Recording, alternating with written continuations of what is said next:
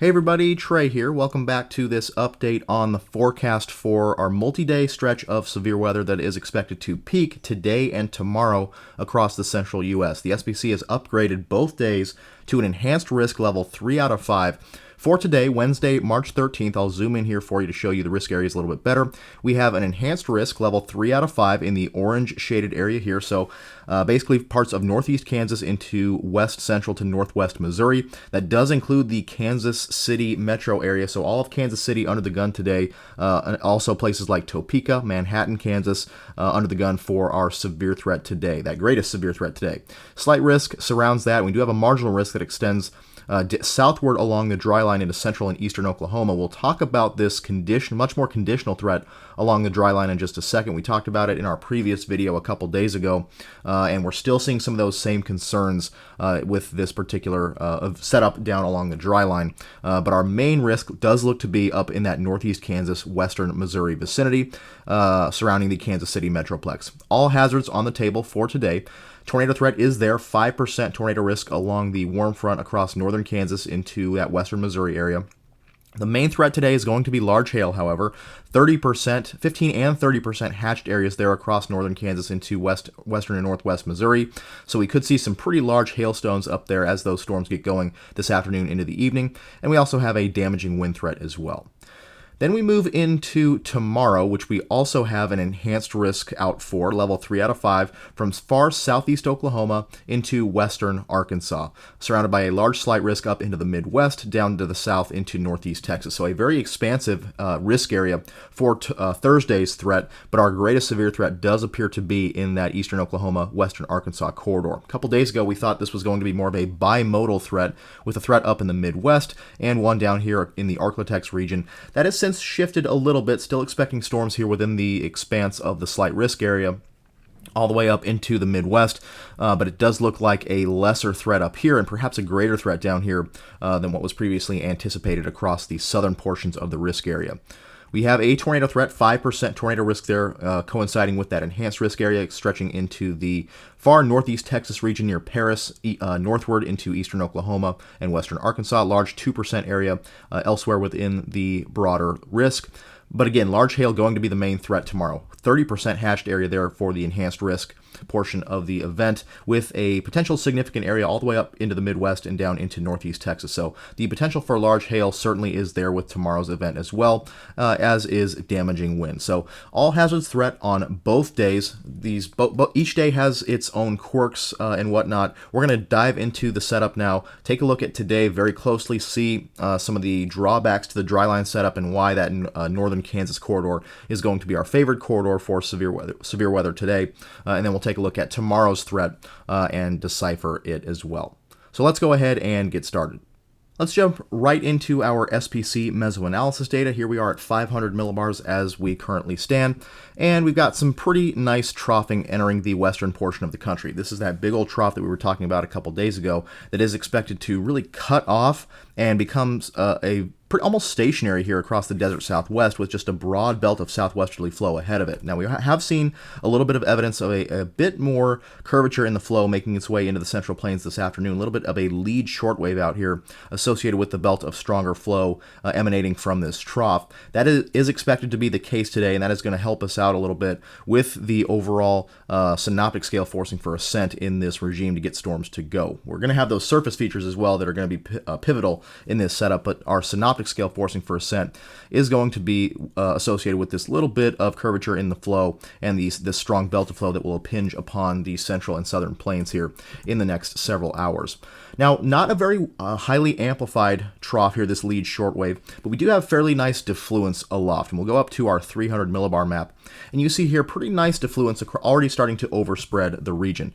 Flow across Kansas there out of the southwest, a little bit more westerly flow over southern Oklahoma into north Texas. So we do have nice defluence moving into the region. And that's why I think that we are going to see storm initiation a little bit earlier than what the models are showing. We're going to go through some data here in just a second, and I've heard a lot of grumblings about this setup being more of an after dark setup, especially across the enhanced risk area. I don't believe that to be the case, as I think we're going to see enough synoptic scale forcing for ascent and lift associated with this defluence aloft throughout the day to really prime the atmosphere. And once those surface features and the surface heating really takes hold into this afternoon, we should get storm initiation earlier than expected, probably as early as 4 to 5 p.m. across that northeast Kansas corridor along those pertinent surface features. So nicely defluent flow aloft, that should provide the synoptic scale lifting mechanism here to prime the atmosphere for storm development. And now let's go down to the surface and see what our surface data is showing for our more mesoscale type features here in this setup. So we have a surface low that has begun to develop out here across the Oklahoma Panhandle. We had a little bit of surface low development yesterday with the passage of a very subtle shortwave in the flow, but we are starting to see a repeat of Lee cyclogenesis here across the central and southern high plains out across that Oklahoma Panhandle vicinity. Nice surface low that is taking shape at this time, and that is expected to tighten a little bit through the day as we get that continued belt of strong southwesterly or westerly flow to continue to traverse the Rockies, and we'll continue that surface cyclogenesis process through the day. And that surface low is expected to lift off to the northeast somewhat, and ahead of that we should have a nice broad warm sector to support severe storm development. Warm front will extend out here to the northeast of this surface low as it moves off to the northeast as well, and so that should be a focal point. That and the dry line as well, and especially where that dry line intersects the warm front, should be a favored location for storm initiation in this setup. 850 millibar winds as well. Not much of a low-level jet ongoing at this point. That should change as we get this low-level cyclone to tighten a little bit and strengthen through this afternoon into the evening. And of course, our diurnal cycle with the low-level jet, that low-level jet likes to ramp up as we go towards sunset and after sunset. So we should have a nice plume of low-level flow here, stronger low-level flow out across this region to support a strongly sheared environment, especially in the low levels, to support a tornadic activity.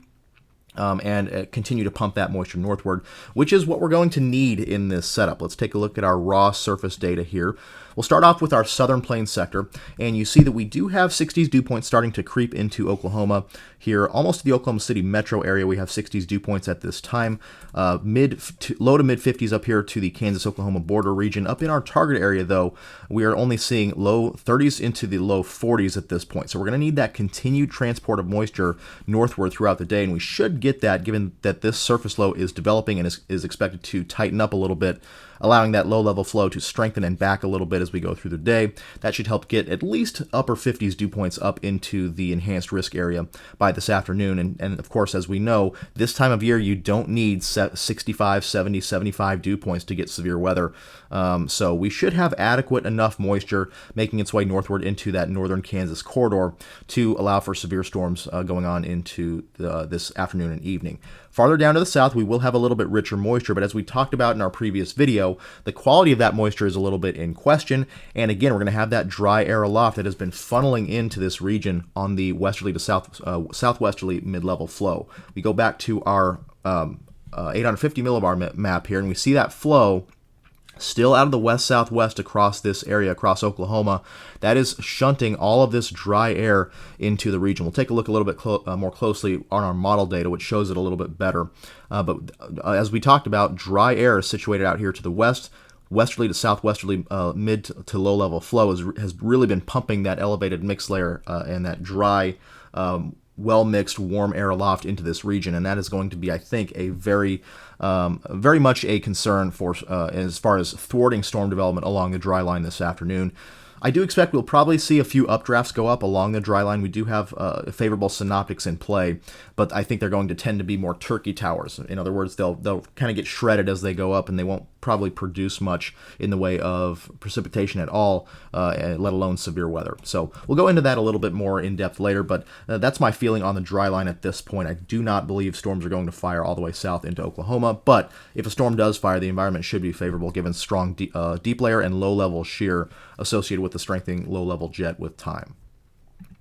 But once again, there's our surface low there across the Oklahoma Panhandle vicinity. You see the counterclockwise flow around it. Nice southerly flow already has been in place for quite some time, and then again, that moisture will continue to pump northward into the region. 60s dew points relegated here to Oklahoma. Lesser, but still adequate dew points up there into Kansas will be making their way into that region this afternoon. Speaking of the surface heating, today we have just some broad high-level cloudiness at this point. Not much to speak of, mostly very thin clouds here in the upper levels of the atmosphere, with quite a bit of clear air moving in from the west. So we should have ample clearing this afternoon to really get destabilize that atmosphere. Don't think we'll have to worry about mixing too much, as we will have that pretty strong low-level moist advection into the region. Perhaps down here, where there's so much dry air aloft, and we'll see perhaps a little bit clearer skies here going through the morning and early afternoon hours. We could see a little bit of mixing down in Oklahoma. We have plenty of that dry air aloft. We'll take a look at some soundings here in a second, but plenty of dry air aloft to mix down once we get that strong surface heating really underway. But we do have strong warm moist advection to help overcome that a little bit, especially up here into the Kansas corridor. Here are some soundings, and this is exactly what we're talking about. The 12Z sounding at Norman, Oklahoma. Not ideal for significant severe weather and the survival of updrafts along the dry line this afternoon. A little bit of elevated instability at this point in the morning. 58 over 56 at the surface, so definitely moist at the surface, but notice how shallow that moist layer is. Very, very shallow low-level moisture. Doesn't even extend up to 850, arguably not even up to 900 millibars there. So very, very shallow low-level moisture beneath a very stout elevated mixed layer and a very thick layer of dry air, well-mixed warm air aloft. And again, that is a lot of dry air to deal with. If we had a deeper moist layer, and I don't expect that this moist layer will deepen substantially going into the afternoon, given there's so much dry air aloft, and we'll continue to see those southwesterly 850 millibar winds for some time going into the late morning and perhaps early afternoon. So we'll continue to shovel in this dry air aloft beneath very limited low-level moisture, at least as far as quality goes. So that is going to be pretty unfavorable to allow updrafts to sustain along the dry line this afternoon. This is just a ton of dry air, very stout capping, and with only muted forcing aloft, just a little subtle shortwave in the flow, we're not going to be able to lift and cool this capping inversion as well. And so that is going to be a very big fly in the ointment for the dry line this afternoon, and I don't think storms are going to be able to overcome that capping inversion, which should remain fairly stubborn going into the evening today. Farther to the north here, let's take a sounding at Topeka. Again, we're well north of the best moisture at this point, 41 over 37 at the surface. So not much to see here. We do have quite a bit of dry air aloft here, but we do have those extra features that are helping us in this northern mode. The surface low, the warm front, perhaps a little bit of moisture pooling along the warm front. So a little bit better moisture quality right along that frontal zone there. And we will have continued moisture advection throughout the day, so we should see some improvement in this profile as we go into the afternoon. We'll take a look at some forecast soundings here in just a second. But overall, as far as the southern mode goes, I think this cap is going to be quite stubborn, very shallow, low-level moisture, and that is going to preclude storm development along the dry line there into Oklahoma, as well as Texas. Much of the same. That's definitely more of your loaded gun look to it, but very shallow moisture beneath a very stout cap. So I think the southern portion of the risk area, although if a storm does fire, again, very favorable for all severe hazards, but I think that is going to be a pretty big long shot today that we do get a storm to sustain along the dry line.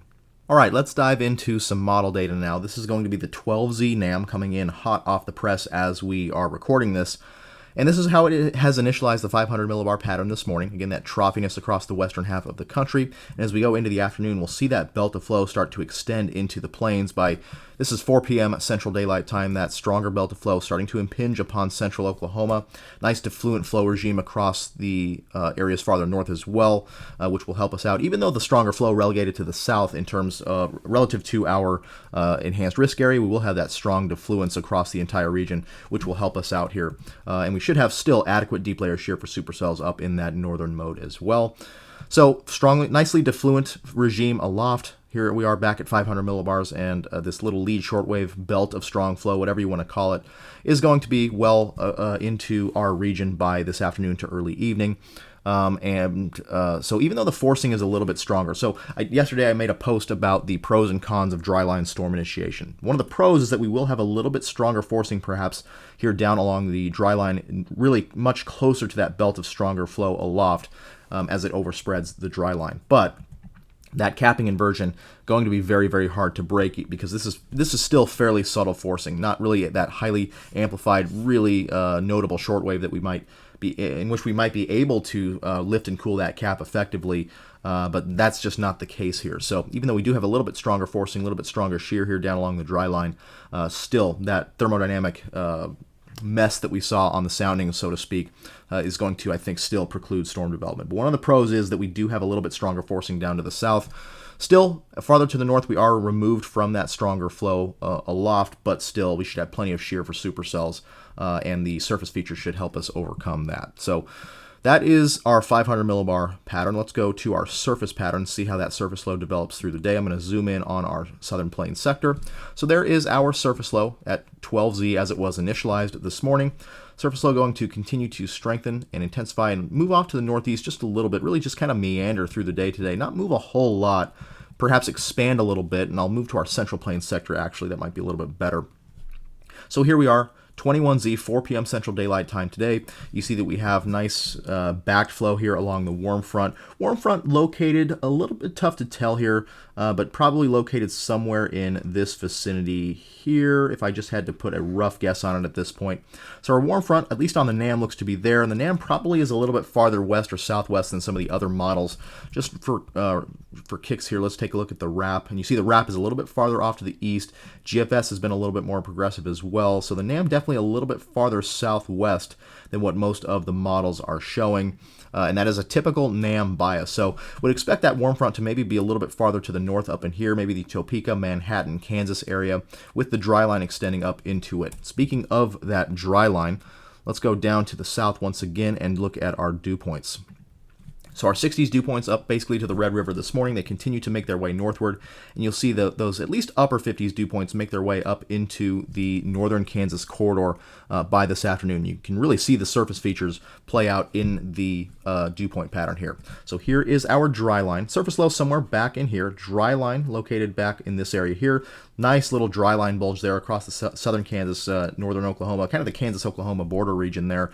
If there were enough forcing and enough less thermodynamic issues to deal with, I would say you need to get to that dry line bulge pretty clearly.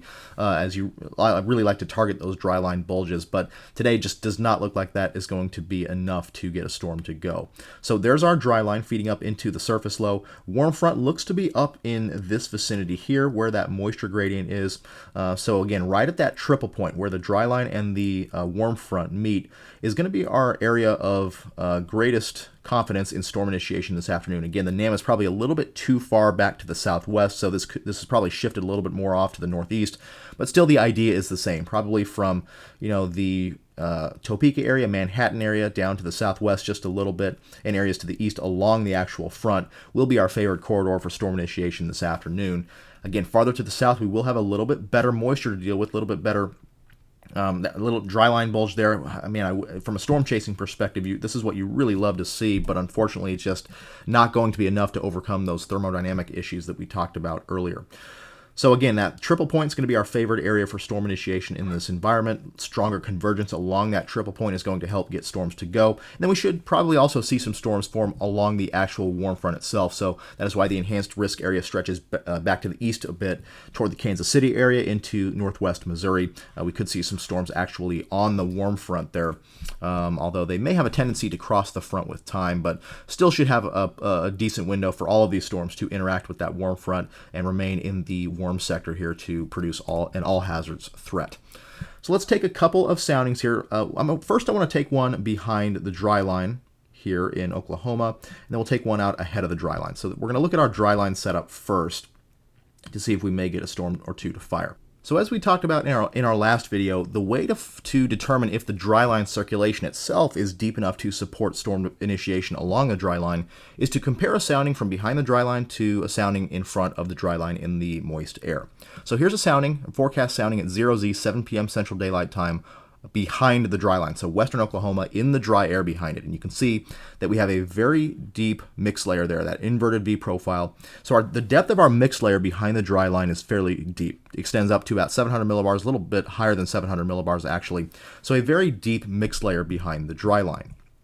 Now what we do to determine if the dry line circulation is deep enough is we look at our moist layer in front of the dry line. So you see our moist layer, once again, we talked about how shallow that moist layer is, extends up really only to about 850 millibars at best, probably a little bit lower than that.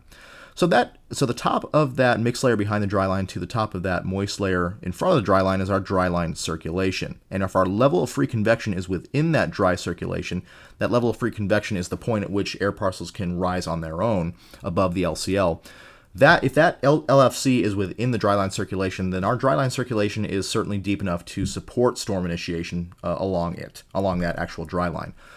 So we do have a deep enough dry line circulation to initiate storms today. But one of the problems, though, with this technique is we have to factor in the motion of the dry line itself. We go here to our southern plains sector, and you'll see that during the afternoon and early evening, that dry line is going to start retreating. You'll see that the dry line itself moves back to the west a little bit, which is a fairly common procedure for the dry line to do on a diurnal kind of cycle. It does tend to retreat on a diurnal cycle, or it does kind of slosh to the east and then back to the west on a diurnal cycle. And that is exactly what's going on here. So the fact that the dry line is retreating a little bit may be a little bit of a bugaboo as well, as far as that technique that we used. But just looking at the dry line itself, not factoring in its motion, we do see that the dry line circulation is deep enough to support convective development along it. But again, let's take a look at a sounding ahead of the dry line just by itself. So once again, very shallow moisture, 68 over 62. That's probably a much too cool temperature at the surface. As we know, the NAM has a tendency to be far too cool at the surface, so we probably should still be in the 70s at this point. But still, very shallow moisture, still that remnant capping in place, and still lots of dry air aloft that is going to perhaps preclude development along the dry line. Again, I think we still will get some updrafts to go up along the actual dry line, given the favorable synoptics at play. But I think they will start to get shredded almost immediately. They'll look very, very anemic. Not really that crisp cauliflower look that you like to see with developing maturing updrafts. They'll be that real kind of turkey tower look, very much shredded, very much influenced by this dry air getting entrained into those updrafts. So I think that is going to be a big concern with the dry line sector today. And so even though we have a favorable profile for all severe hazards, definitely plenty of curvature there in the low levels of the hodograph, strongly veering and strengthening winds with height, strong deep layer shear for supercells. So if a storm can sustain in this environment, it would have the potential to produce all severe hazards. But again, I don't think we're going to see storm initiation along the dry line today. Going to our our northern Kansas sector here.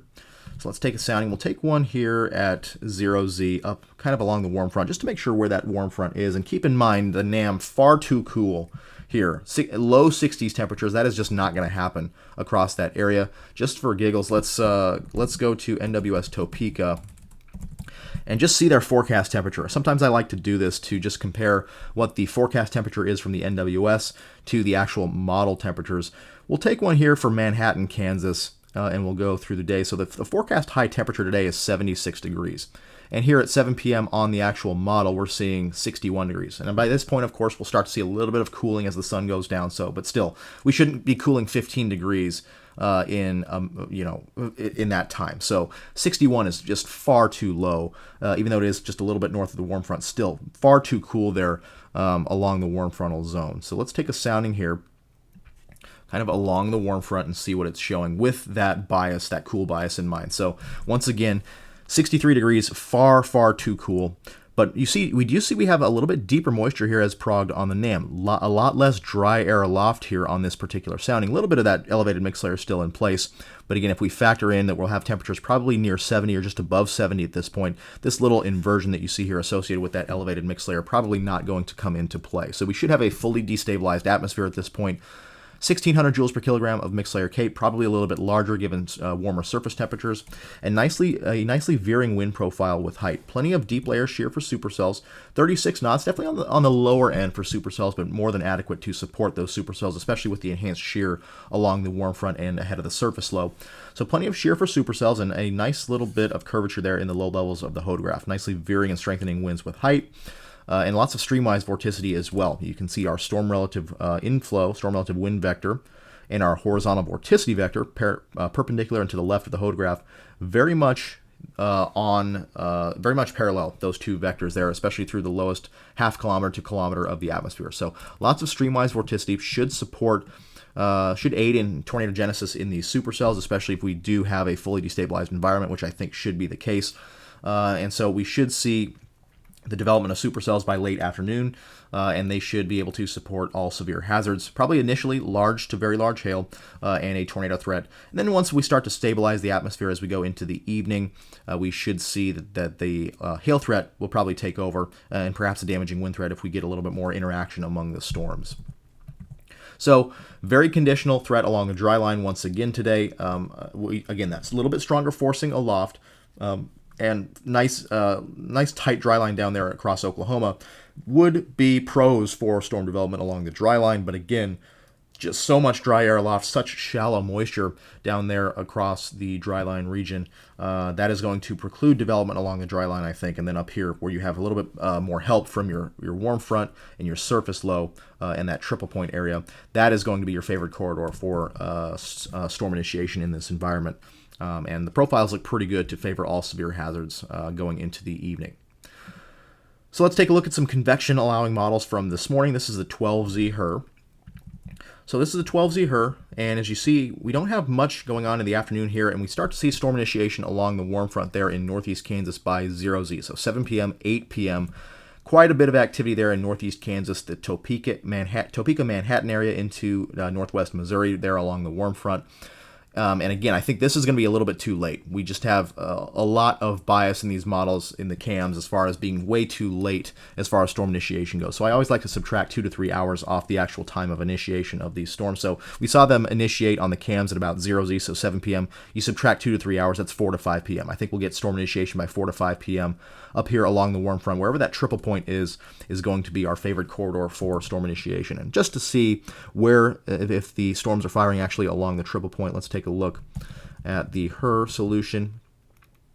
Yeah, so you see here our storms are firing kind of right in that region there. You see our dry line extends up in there, warm front back in here, and right ahead of that is where we got storm initiation on the HRRR. So I think right there in the Topeka, Manhattan area, the HER may be a little bit too far north with initiation, just a tad maybe, but still within the realm of possibility there in northeast Kansas. So fairly nice looking discrete supercell environment as those storms fire ahead of the surface low and along the warm front. Discrete supercells, they may have a tendency again to cross the warm front with time, after which they should become a little bit elevated. Hail threat should take over. Tornado threat will be greatest initially with these storms, first couple hours as they are still remaining in the warm sector, and then they may have a tendency to cross the boundary and become a little bit more elevated, and overnight we should get a little bit more messy convection going into the morning hours into the Midwest region.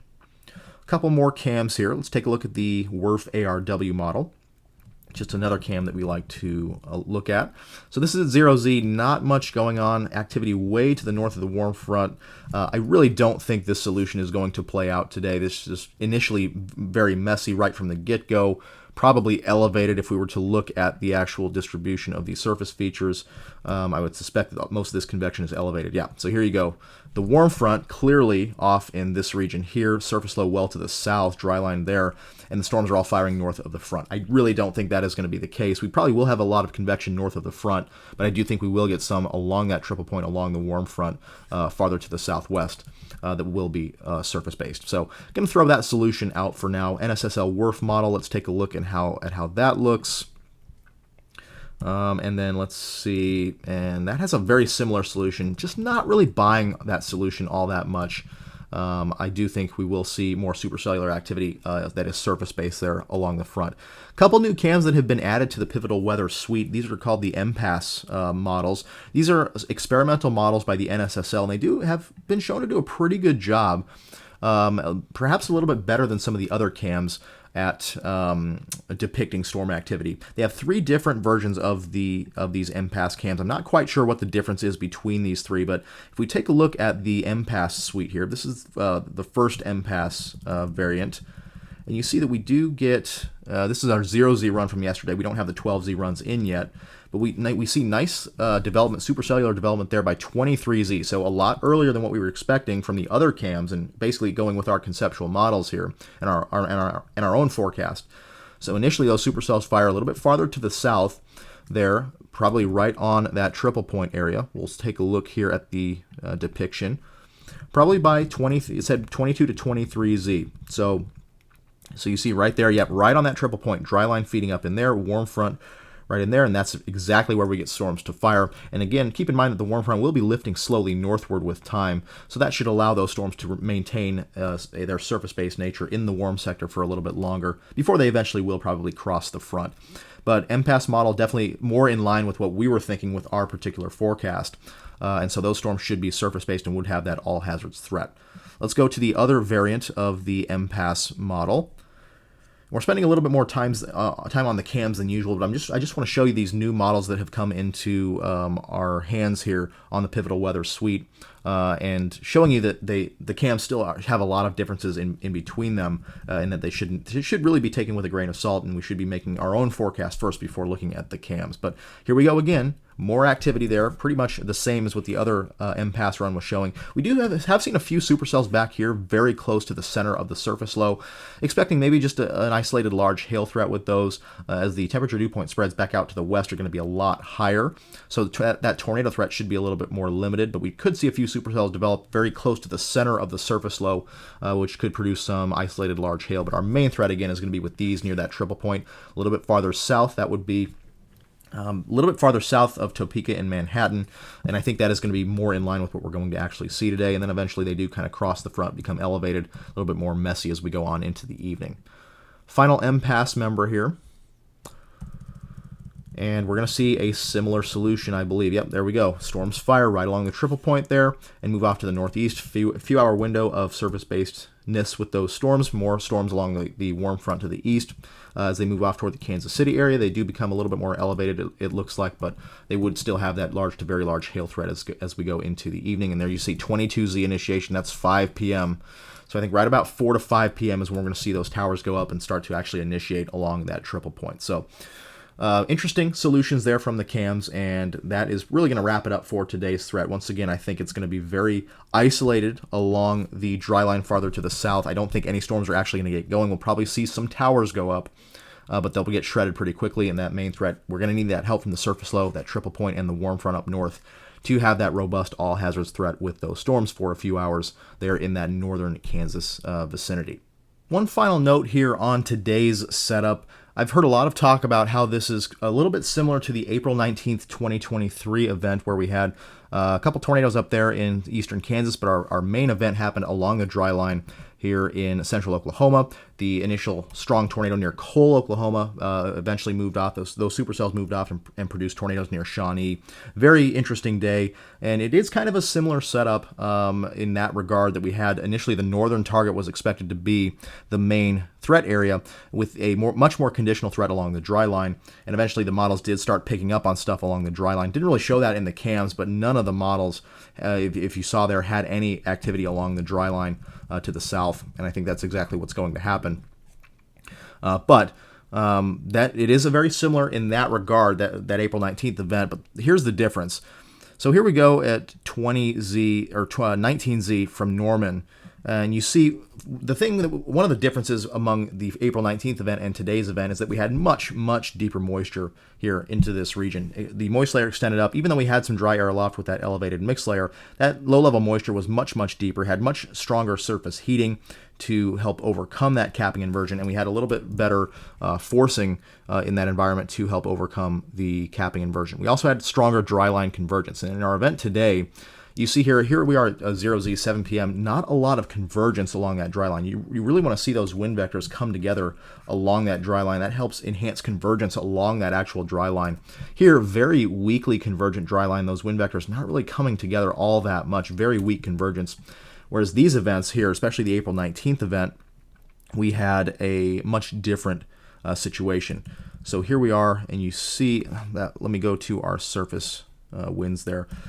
So here we go along the dry line, and you see a little bit better convergence there along the dry line. Much more southwesterly winds here in western Oklahoma, a little bit more backed flow out there in central Oklahoma, which helped to enhance that convergence along the dry line and really make it very nice for to use as our initiating boundary in that setup.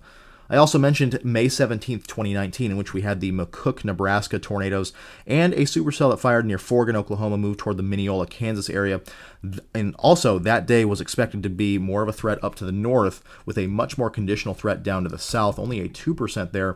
But we did eventually get a tornadic supercell to fire, and that was because of very strong convergence along the dry line as well. And we also had a deeper moist layer along the dry line. So you see there, as we go into the evening, 0Z, much more westerly flow behind the dry line, much more nice southerly south-southeasterly flow along and ahead of the dry line. Much stronger convergence right there in the southern portion of the risk area, where it was initially very conditional. A lot of the models did not have any storms firing, but very strong dry line convergence there in the Oklahoma Panhandle. And also our sounding, here we are at 0Z at Dodge City. We still have a lot of dry air aloft in this particular setup as well, but still we have a much deeper moist layer than what we're dealing with in today's setup. So those are a couple of the main differences between these events that we've seen in the past and today's event, where we've had kind of two different areas, one farther to the north that looks a little bit more guaranteed, and then one farther to the south that's a lot more conditional. Well, in these more conditional southern modes in these setups, we have a lot deeper moisture and a lot stronger convergence along the dry line, whereas today, very weakly convergent dry line and a very shallow moist layer at the surface, probably going to keep any storm activity at bay there in the southern mode today. Okay, let's talk now about tomorrow's setup, Thursday, March 14th. We'll go back to our NAM run at 500 millibars. So here we are at this evening, that nice belt of flow impinging upon the central and southern plains. As we go into tomorrow, though, that is going to flatten out quite a bit. Previous runs had really been kind of very gung-ho about it, this nice shortwave, leading shortwave up into the Midwest. That's why we talked about in our last video how we could see a robust severe threat develop up in the Midwest. Well, that has kind of backed off a little bit. Let me go to our comparison product here. So this is going to be at 18Z Thursday, so right about 1 p.m. Central Daylight Time on tomorrow. So you'll see this trough here. It's very much flat. We go back a couple of runs. It was kind of flip-flopping, but a lot of these runs had this nice little shortwave, a lot more curvature in the flow associated with this stronger belt of flow ejecting into the Midwest. Well, with time here, we've seen that solution go by the wayside into a much flatter solution, much less curvature in the flow, much less robust depiction of that shortwave, and that has led to a very much less robust solution at the surface as well. Our surface low has definitely become much less tight, and I pulled this last night, so this will be good. This is from last night. I made this, posted this on my social media pages, but you can see here, this is going from the 12Z NAM on the 11th, so 2 days ago, the morning run of the NAM, and going to our most recent run last night. So this is you can see our surface pressure, our isobars here, and our dew points in the shaded blue and green areas. And you can see initially, a couple days ago, we had a nice tight surface low here, very well-defined cold front or dry line there with a nice tight warm front there across the Wisconsin-Illinois border region. So that would be it's just at first glance a very favorable pattern for significant severe weather up there. But watch what's happened with time in these models. The models have really trended downward with this setup. Very much a much broader, weaker surface low, given that much weaker response aloft, and a much less focused surface pattern. So even though we do have nice moisture up here, still have a warm frontal zone, broad surface low out in here, overall the pattern has become much less favorable for significant severe weather up in this corridor of the Midwest with this weaker low-level response, and given the weaker shortwave being depicted on the models. So that has we have trended a little bit away from a robust severe threat up here in the Midwest, given this little bit of flatter appearance of the shortwave and less robust surface response. Down to the south, though, we have trended upward a little bit. So even though down to the south, we don't have a lot of forcing in terms of any short waves or strong troughs moving through the southern sector here across Oklahoma into Texas and Arkansas, just a broad swath of southwesterly flow, 45 to 50 knots or so out here across this region. Perhaps a few subtle little short waves moving through. Can't really see much at 700 millibars. We do see a couple ripples maybe if we zoom in here. Couple little ripples moving through the flow through the day. This is at 15Z. Storms are expected to get going a little bit early tomorrow, as we'll just have a broad, strongly unstable air mass sitting here. And so we'll probably get storm initiation in a weakly capped environment to go pretty early, probably as early as midday. A few little ripples in the flow here as storms are getting going. But overall, not really a focused trough to get things to go. But that's not really going to matter. We're going to have plenty of stronger flow aloft to strengthen that deep layer shear for supercells. And these little perturbations moving through and the weakly capped environment should allow storms to go as early as midday. Here we are at the surface down here. So I'm going to go back to this evening here. So you see that surface low situated out here across the panhandles. Our event will be ongoing here this evening across Kansas into Missouri. And that surface low does start to move off to the northeast, and it will broaden out a little bit. We'll be left down here with just broad surface troughing out here across this area. Not really any tight surface low down here to the south. We still will have nicely backed southerly low-level flow, which again, deep layer shear should be very favorable for supercells out here, even though we don't really have a focused surface low to deal with. We should warm pretty quickly, should have nice clearing into the morning and early afternoon hours tomorrow to support strong instability, and in a weakly capped environment that should allow storms to initiate across this corridor early in the event. Off to the north here, we'll go to our Midwest sector. The NAM has come back a little bit with a little bit stronger surface low, but you see that surface winds are pretty veered here on this run, and that has been the case over the last several runs. We have seen a little bit of an uptick in tomorrow's threat, which is interesting on the NAM. We'll see if the other models have that. Other models definitely still kind of backing off on a very tight surface low up here. So the NAM might be doing its typical waffling, going from an initially strong solution to a much weaker solution to maybe a little bit moving back to a stronger solution here. But still, that might be this might be an outlier as far as the other models go. But we do see a little bit tighter depiction of the surface low, but still surface flow is very, very veered here. And we saw that a couple days ago, even with a little bit stronger depiction of the surface low. Our surface flow was very, very veered, and therefore our low-level shear was very veered, meaning that we had a much lower chance for tornadic activity in this environment. So nice warm front here ahead of the surface low. Surface low is still farther to the south, warm front across southern Iowa into northern Illinois now. So we could very well see some storms here out ahead of the surface low near the warm front. They could have that hail and damaging wind threat. This is going to be at 18Z, 21Z, 0Z. So here we are at 0Z, and it does kind of elongate with time. You see that surface low, very veered low-level flow out of the southwest. Not all that favorable for supercells, given southwesterly flow aloft. So let's take a couple soundings here. We'll start with our northern sector out ahead of the surface low near the warm front. Could have some storms out here in the open warm sector as well. Very broad warm sector, I will mention here, several states wide, so plenty of real estate for severe weather to occur. So we could see any little ripple in the flow initiate storms out in the open warm sector away from the surface boundaries. But here we are in northern Illinois. That's a little bit better. Definitely a little bit more favorable depiction for perhaps tornadic activity in this environment. Strongly unstable, 3,000 joules per kilogram of mixed layer CAPE, 71 over 64. Again, probably a little bit warmer than that. So this is definitely a little bit better than I thought what we were going to see. And again, this could be the NAM overdoing things, flip-flopping back the other way toward a stronger solution a little bit more than what the other models are showing. So keep that in mind. So we could see a tornado threat up here, but it looks like it's mostly going to be a large hail and damaging wind threat, especially there in the open warm sector out here across Missouri into Illinois and even southeast Iowa. So could see an all-hazards threat play out there, but I think large hail and damaging winds are going to be the main threat with that sector. Down here to the south, once again, very broad warm sector. Lots of juicy air here in the low levels to work with out here. So plenty of room, and I think we'll get storm initiation both along these boundaries, along the dry line here to the west, and perhaps out in the open warm sector with those little ripples moving through the flow. We should get initiation probably out in the open warm sector by, again, about midday. So here we are. 18Z. Let's take a couple soundings here. We'll take one right about Fort Smith, Arkansas, one down here in northeast Texas, just to kind of interrogate the entire area. So initially, very limited low-level shear, strong deep layer shear for supercells, deeper moisture. We finally have a little bit deeper moisture in here, but plenty of instability, 2,400 joules per kilogram of mixed layer CAPE. There in Arkansas, down in Texas, much of the same.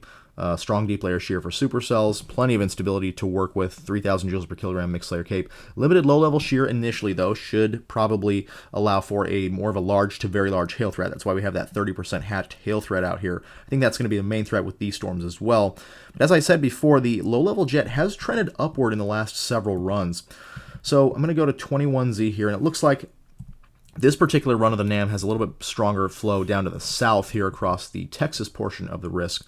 But if we go back in time a little bit, you'll see initially we had fairly a limited low-level shear, just a little bit of, or low-level winds, a little bit of a plume down there in Texas, and with time we've had a little bit of a strengthening of the low-level jet across the entire region. This particular run, not so much, but our previous runs here had a nice plume up here into eastern Oklahoma, down into Texas of 30 to 35, 40 knots of low-level jet there. So that has trended upward in the last several model runs, so we could see a little bit higher tornado threat than what was initially anticipated across this area. If you remember a couple days ago, we were not seeing much of a tornado threat at all, given very weak low-level shear and low-level flow. And I think that's still probably going to be the case, mostly a hail threat with this activity. Initially, though, we do have kind of that plume of low-level jets sticking around across the southern, into eastern Oklahoma and Arkansas. With time, though, we do see that decrease, but we will see a ramp up after dark. But by then, I think the storm mode will be a little bit messier. Down here to the south, we'll take one, we'll see a sounding here to the south. That's why we have a little bit better, just a tad better low-level shear there at 18Z, 21Z. Let's go ahead and take a sounding as we go on here. Once again, storms are expected to fire pretty early tomorrow, so perhaps as early as midday. Initially, they will be supercells. So we're kind of back to this solution on the NAM of a little bit less low-level shear. Down here to the south, though, this is across northeast Texas, east of the Dallas-Fort Worth Metroplex. We do have a decent curvature there in the low levels of the atmosphere, so a little bit of low-level shear may be favorable for a tornado or two, especially given strong low-level instability, but strong deep layer instability, almost 4,000 joules per kilogram mixed layer K. That's pretty intense for March standards. That could favor a large hail threat with these large to very large hail threat with these storms. So I think mostly we're going to see a large hail threat come to fruition.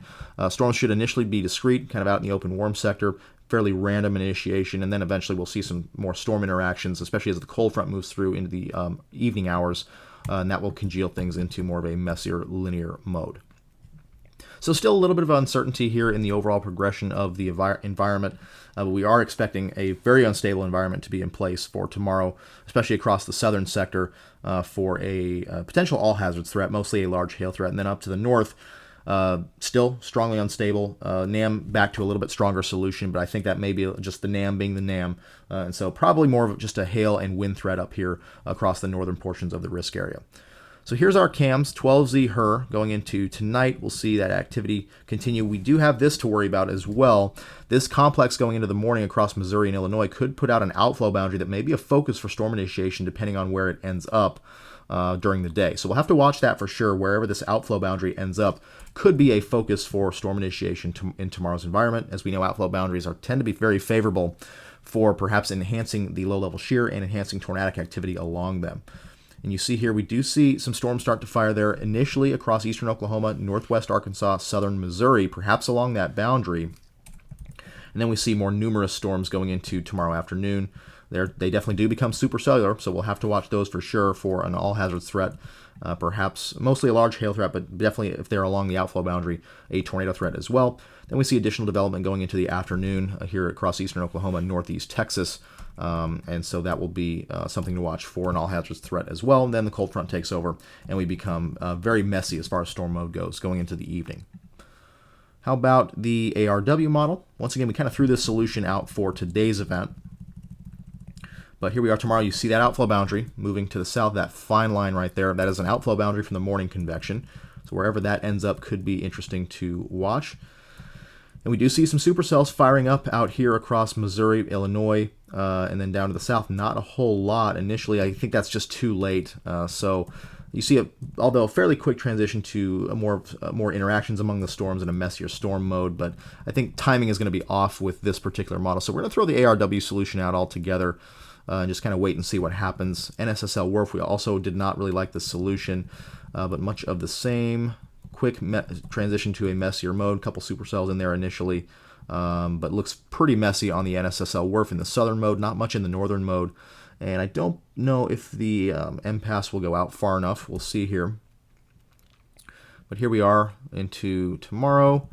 Then we have, yeah, lots of convection firing up there across these regions. This one does show a nice robust supercell there in southern Missouri, could be along that outflow, but lots of storm interactions out here across the southern mode, so that could preclude a greater tornado threat in this region, and more so transitioning to a damaging wind threat with time. So that's going to do it for this video. I know this was a long one, but this is definitely a really interesting setup. Lots of stuff to talk about. A very intricate, complex setup we have over the next couple of days. Once again, enhanced risk for both days. First day will be today, level 3 out of 5 there from northeast Kansas into western Missouri, including the Kansas City and Topeka areas, surrounded by a slight risk and a marginal risk, level 1 out of 5 down the dry line. Very, very conditional threat down here along the dry line. I don't think, again, things are going to happen along the dry line. Just too much dry air, too shallow of moisture in the atmosphere today to warrant storm development along the dry line. But up here, where we have a little bit more help from the surface low and warm front, should be our favored corridor for severe potential today. All hazards on the table, 5% tornado risk, along with damaging wind and large to very large hail, 30% hatched area. Could see some hailstones in excess of 2 to 3 inches in diameter. Then we go into tomorrow's threat, day 2. Once again, enhanced risk, level 3 out of 5, from eastern Oklahoma into western Arkansas, far southern Missouri. It's where the greatest coverage of storms is expected to be. We'll have to watch that any outflow boundaries here across the northern sector, as that could be a focus for additional supercell development in the afternoon. Right now, just a slight risk up there and down into northeast Texas as well. Greatest tornado threat does exist right now in that eastern Oklahoma, western Arkansas corridor. Could see a couple tornadoes elsewhere within the 2% area, but again, large to very large hail expecting to be the main threat with the supercells tomorrow, given somewhat limited low-level shear across the region. But the greatest hail threat should be in that 30% hatched area within the enhanced risk. Could see some really big hail tomorrow as well as some damaging wind.